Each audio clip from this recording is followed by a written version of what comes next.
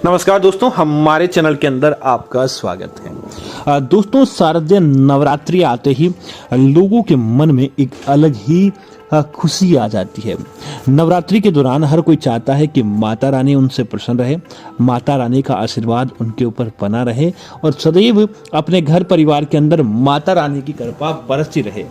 तो दोस्तों, आज हम आपको बताने वाले हैं कि शारदीय नवरात्रि आ चुके हैं और शारदीय नवरात्रि के इन 9 दिनों के दौरान आप माता रानी को भूल कर भी कुछ ऐसी चीज़ें होती है जो आपको नहीं चढ़ानी चाहिए। अगर आप इस प्रकार की चीज़ें चढ़ाते हैं तो आपके घर परिवार के अंदर समस्याएं उत्पन्न हो जाती है और देखते देखते आपका मन नहीं लगता है। इसी वजह से आप एक काम कीजिए कि हम आज जो आपको चीज़ें बता रहे हैं, आपको उन चीज़ों को कभी भी नहीं चढ़ाना चाहिए। अगर इन चीज़ों को आप चढ़ाते हैं तो आपके घर परिवार के अंदर समस्याएं उत्पन्न हो जाएगी। तो दोस्तों, आगे बढ़ने से पहले आपसे निवेदन है, वीडियो को पूरा और अंत तक देखें ताकि सही जानकारी आपको मिलती रहे और इस नवरात्रि की सही और सटीक पूजा आपसे हो सके। दोस्तों, सबसे पहली चीज़ दोस्तों, नवरात्रि में माता रानी को कभी भी बिना स्नान किए आपको उनकी पूजा नहीं करनी चाहिए। अगर आप बिना स्नान किए या किसी भी अछूत चीज, ऐसी चीज जिनको छूना अपराध माना जाता है या पवित्र नहीं माना जाता, ऐसी चीजों को छूने के बाद अगर माता रानी की पूजा करते हैं तो आपको पहले स्नान करना चाहिए, उसके बाद ही पूजा करनी चाहिए। दोस्तों, इसी तरह माता रानी को जो भी आप पुष्प चढ़ाते हैं, इस बात का ध्यान रखें, माता रानी को सफ़ेद पुष्प चढ़ाने की बजाय जितने ज़्यादा हो सके चटक पुष्प चढ़ाएं। अगर आप माता रानी को सफ़ेद पुष्प चढ़ाते हैं तो माता रानी के क्रोध का भी सामना आपको करना पड़ सकता है, इसीलिए माता रानी को कभी भी सफ़ेद पुष्प नहीं चढ़ाएं।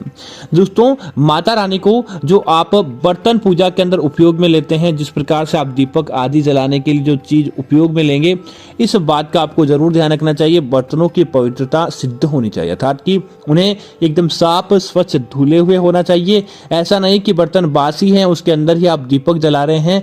ऐसा अगर आप करते हैं तो माता रानी की कृपा कभी भी आपके ऊपर देखने को नहीं मिलती है, इसीलिए इस बात का आपको जरूर ध्यान रखना चाहिए।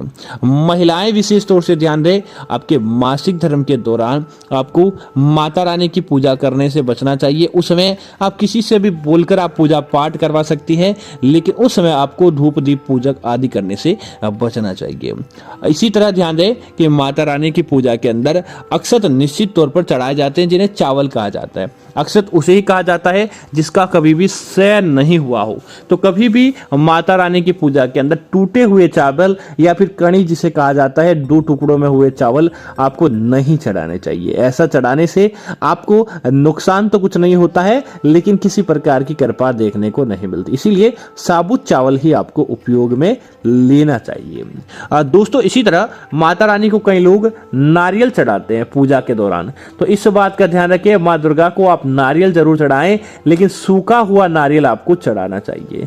माता रानी को पानी का नारियल जितना हो सके आपको नहीं चढ़ाना चाहिए। आप सूखा नारियल नवरात्रि की पूजा में उपयोग में ले, उसके बाद दीपावली में भी वही उपयोग में ले। आपको पानी वाला नारियल चढ़ाने से बचना चाहिए। और उसके बाद भी अगर आप पानी वाला नारियल चढ़ा लेते हैं तो इस बात का ध्यान रखें, जो आप नारियल चढ़ा रहे होते हैं उस नारियल की अशुद्धता होनी चाहिए। अर्थात कि कई बार क्या होता है कि नारियल बासी निकल जाता है, नारियल अंदर से सड़ा या खराब निकल जाता है, तब आपको इस बात का ध्यान रखना चाहिए, उस नारियल को तुरंत बदल दें। सड़ा हुआ या बासी नारियल आपको चढ़ाने से बचना चाहिए, अन्यथा आपकी पूजा अधूरी मानी जाती है और उस पूजा का आपको सही रुतबा या फायदा आपको देखने को नहीं मिलता है। दोस्तों, इसी तरह नवरात्रि में कई लोग माता रानी को मिष्ठान चढ़ाते हैं, मिठाई आदि का भोग लगाते हैं। तो दोस्तों, आपसे निवेदन है, जितना ज्यादा हो सके आपको सीधे जिसे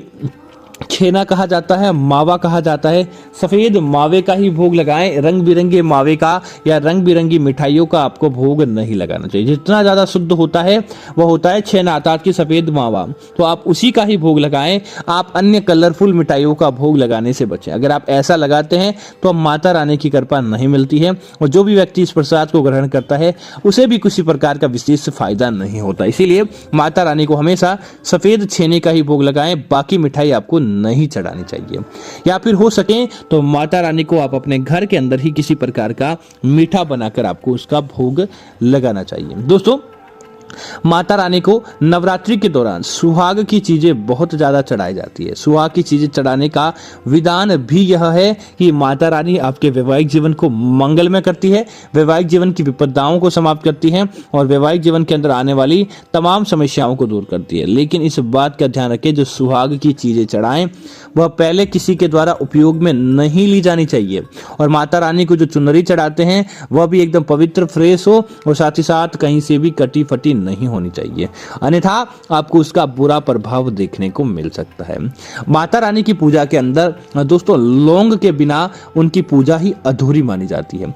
जब तक देवी दुर्गा की पूजा के अंदर लौंग नहीं होता, उनकी पूजा को सही तौर से ही नहीं देखा जाता। लेकिन इस बात का ध्यान रखें कि जो लौंग आप माता रानी को चढ़ा रहे होते हैं एकदम शुद्ध होना चाहिए, वह कहीं से भी टूटा फूटा नहीं होना चाहिए। लौंग का फूल पूरा बना हुआ होता है, तभी उस लौंग का प्रभाव देखने को मिलता है, और वही लौंग आपको ज्यादा प्रभाव दिखाता है। इसीलिए आपको इस बात का भी जरूर ध्यान रखना चाहिए।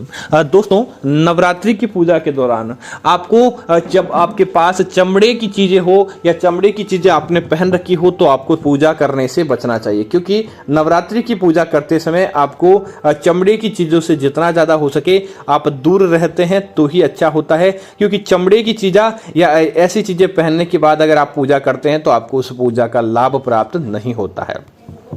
माता रानी को जो भी आप पुष्प चढ़ाते हैं या माता रानी को तुलसी का पत्ता या किसी भी प्रकार का पत्ता चढ़ाते हैं तो इस बात का ध्यान रखें, वह पत्ते आपके मुरझाए हुए नहीं होने चाहिए। अगर पत्ते मुरझाए हुए होते हैं, पुष्प मुरझाए हुए होते हैं या कहीं से कटे फटे होते हैं तो दोस्तों उसकी कृपा नहीं मिलती है। इसीलिए इस बात का भी ध्यान रखें। माता रानी को आंवला या आंवले से जुड़ी चीजें नहीं चढ़ाएं। माता रानी को दुर्वा घास आप चढ़ा सकते हैं। माता रानी की पूजा में दुर्वा घास चढ़ाने से आपको जन्म जन्मांतर के पितृ दोषों से मुक्ति प्राप्त हो जाती है और भगवान श्री गणेश जी का भी सकारात्मक आशीर्वाद देखने को मिलता है।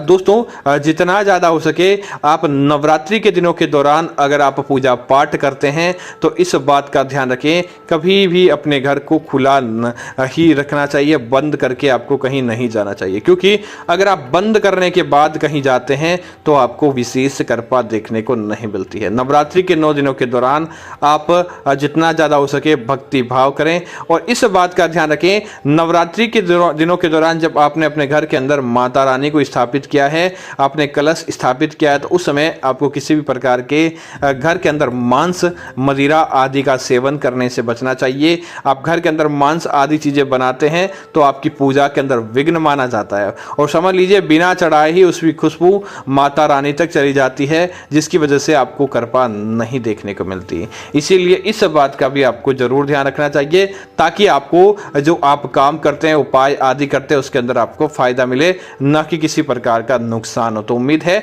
जानकारी आपको अच्छी लगी होगी। ऐसी अन्य जानकारी देखने के लिए आप हमारे चैनल को सब्सक्राइब करना ना भूलें। धन्यवाद मित्रों। जय श्री राम मित्रों।